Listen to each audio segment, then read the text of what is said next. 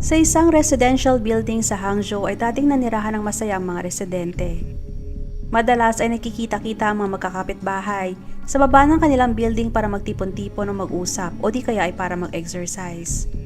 Ngunit may nangyari noong taong 2020 na gumimbal sa mga residente at biglang nagbagong lahat. Ang mga dating residente ay unti-unti nang umaalis at ang iba naman ay takot nang gumamit ng kanilang bathroom lalo na sa gabi. Bumaba din ang presyo ng renta sa kalahati dahil sa wala nang halos may gustong tumira sa nasabing building. Bago ko umpisa ng kwento natin ngayong araw ay nice ko munang i-shoutout sina Sheena Cadalina, Jovi Siba ng Hong Kong, Games 080, Jubilee Abordo ng Qatar at Elena Dato ng California. At para naman sa mahilig sa mga horror stories, you may subscribe to this channel Creep and Crawlers. Salamat!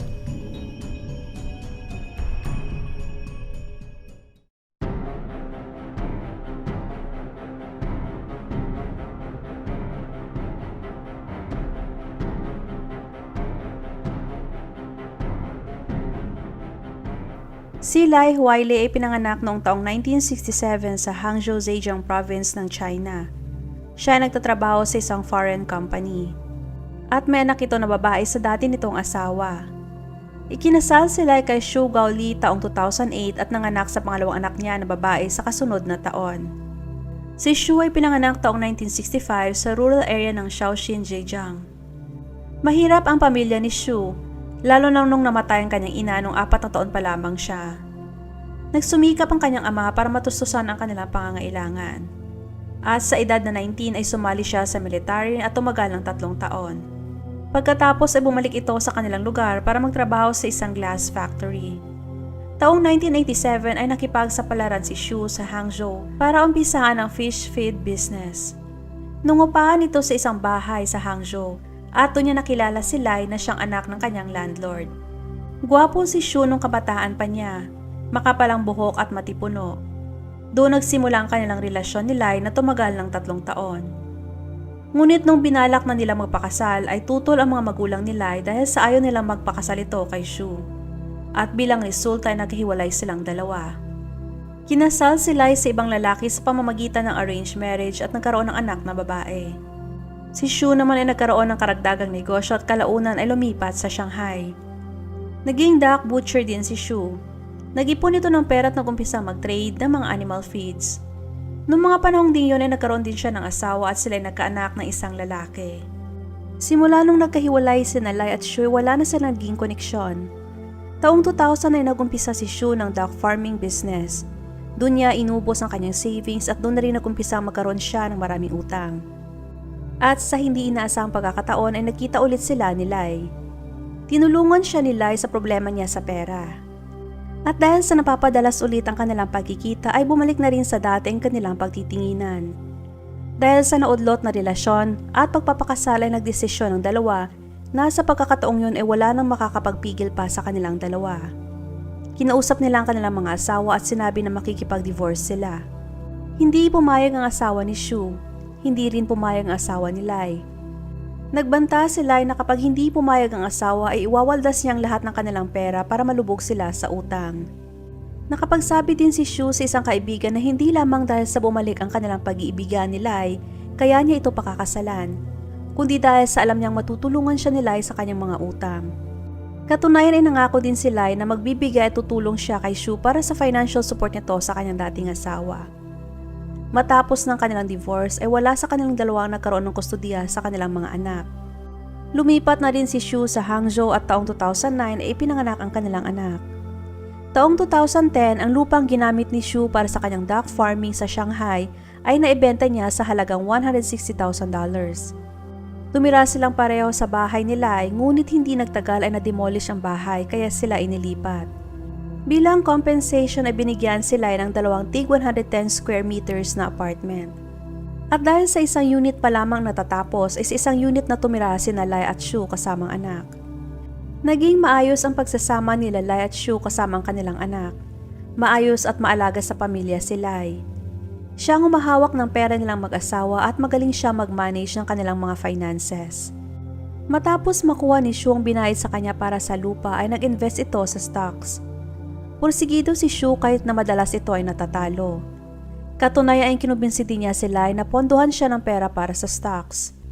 Mariing tumanggi si Lai kaya doon na nag-umpisa ang madalas nilang pag-aaway. Unti-unti na ring nawawala ang pagmamahal ni Lai kay Shu at madalas ay puro na lang reklamo at galit ang naririnig ni Shu mula kay Lai. Matapos maubos ang pera ni Shu sa stocks, ay nakahanap ito ng trabaho bilang driver sa Hangzhou Metro Maintenance Base at kumikita ng $600 kada buwan. Taong 2015 ay natanggap ang anak ni Shu sa unang asawa nito sa Hangzhou University.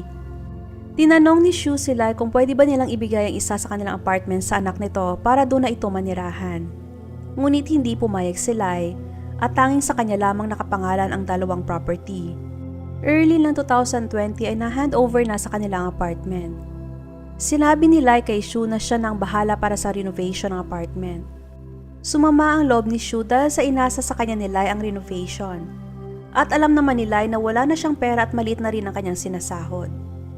Meron silang dalawang apartment at may sapat na ipon na umaabot ng $2 million at pakiramdam niya ay wala pa rin siyang say sa mga ganong bagay.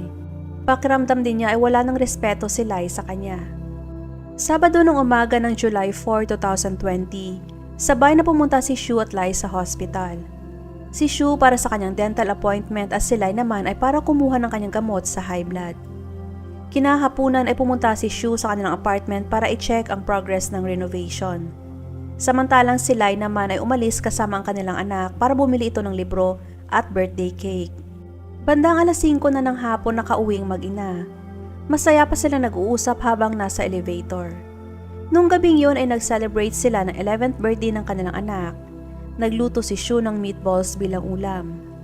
At dahil sa kinaugalianan ni Shu na siyang naghahanda ng gatas ng kanyang mag-ina bago sila matulog, ay walang nagbago nung gabing yon. Inihanda niya ang gatas ng kanyang mag-ina at sinigurado niyang ubusin nila yon. Bandang alas 10 ng gabi ay natulog na sila.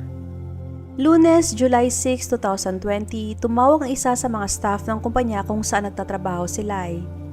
Ayon sa kanila ay hindi pumunta sa trabaho si Lai buong araw. Ang anak ni Lai sa unang asawa nito ay hindi rin makontak ang ina kaya kinabahan na ito. Inireport niya kasama ng kanyang pinsan ang pagkawala ng ina sa mga pulis.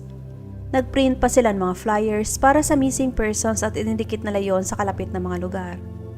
Nag-offer din siya ng reward na $15,000 sa kung sino man ang makakapagbigay ng impormasyon kung nasaan ang kanyang ina. Sa mga panahong yon ay 40 hours nang nawawala si Lai. Kinumpirma ng mga pulis na huling nakita ito na nahagip ng kamera noong Sabado ng hapon nung pumasok ito sa elevator kasama ang kanyang anak. Marami ang nag-interview ng mga local TV stations kay Shu. Sinabi ni Shu na wala siyang conflict sa kanyang asawa at maayos ang kanilang pagsasama. Nung tinanong siya sa pagkawala ng asawa nung linggo, ay sinabi niyang hindi karaniwang nangyayari yon dahil sa madalas ay bahay at trabaho lamang ang routine ng asawa. Sinabi niya na may maliit silang pinag-awayan kaya naisip niya na baka nung araw na yon ay pumunta lamang ito sa bahay ng kanyang panganay na anak. Kumalat ang balita sa internet at may mga spekulasyon na baka may kumuha kay Lai at nandyan lang sa kanila at tinatago. O di kaya baka sumama ito sa ibang lalaki. Ngunit may mga iba din na pinaghihinalaan si Shu. May pa nga nagsabi na i-check ang water consumption nila sa bahay.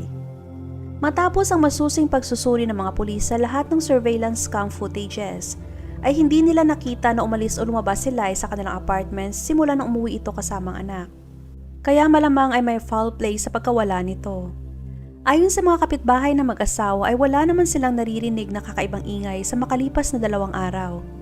Maliban na lamang sa kapitbahay nila sa ibabang unit ng mismong apartment nilang mag-asawa na nakapansin na walang tigil ang pag-flush ng kanilang inidoro. Sa pagsisiyasat ay nakita na ang water consumption nila noong July 5 lang ay umabot sa 2 tonelada. 2 linggo matapos ang nasabing insidente ay napagdesisyonan ng mga pulis na pagtuunan nila ng pansin na suriin ang community septic tanks. Gumamit sila ng malalaking panghigo para makuha ang nilalaman ng mga tangke. Sa pagsusuri ay nadiskubre nila na may parang laman ng tao sa loob. Nagsagawa sila ng DNA test sa nakuhang mga laman at minatch nila yon sa DNA ng anak ni Lai. At doon na nakumpirma na ang mga lamang yon ay kay Lai na 18 days nang nawawala. Noong July 23, 2020 ay inaresto si Shu. At habang ini-interrogate ito ay umamin ito sa nagawang krimen. Inamin niya na nilagyan niya ng sleeping pills ang ibinigay niyang gatas para sa anak at kay Lai noong gabi ng birthday ng kanilang anak. Noong gabing yon, habang mahimbing na natutulog si Lai ay nilagyan niya ng duct tape ang bibig nito, saka tinakpan ng tuwalya at una ng kanyang buong mukha. May pagkakataon pang nakagalaw si Lai at nagpupumiglas habang nakadagan ito sa kanya si Shu. Ngunit hindi na binitawan ni Shu ang hawak na unan at kumot. Di nagtagal ay nawalan na ng hininga si Lai. Pagkatapos ay dinala niya ito sa kanilang CR at pinagputol-putol ang katawan. Ginamitan niya ng meat grinder ang mga laman at pagkatapos ay flinlash ng pakonti-konti sa inidoro. Kinaumagahan matapos niyang maihatid ang kanilang anak sa training class nito ay nakailang beses na lumabas si Shu para itapon ang mga natitirang buto ni Lai na inilagay niya sa itim na garbage bag. Itinapon niya ang mga yon sa iba't ibang basurahan pagkatapos ay nilinis niyang maigi ang kanilang bahay. Sa oras ng paglilitis noong May 14, 2021 ay umamin si Shu sa 4 na rason niya kung bakit niya pinatay ang asawa. Una ay dahil sa halos araw-araw na silang nag-aaway at naipon na ang kanyang sama ng loob dahil sa mga pinagsasabi sa kanya ni Lai.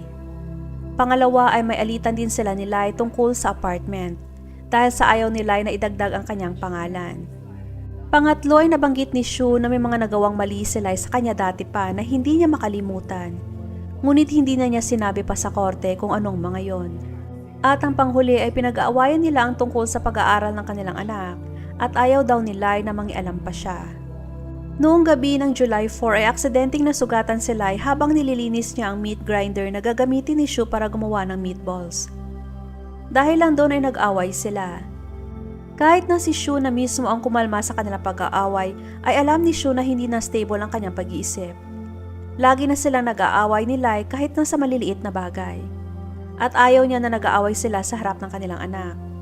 Sinabi ni Shu na mahal niya si Lai ngunit may mga naipon na din siyang galit sa asawa. Sobrang nagsisi si Shu sa ginawa ngunit huli ng lahat at hindi na maibabalik pa ang buhay ng asawa.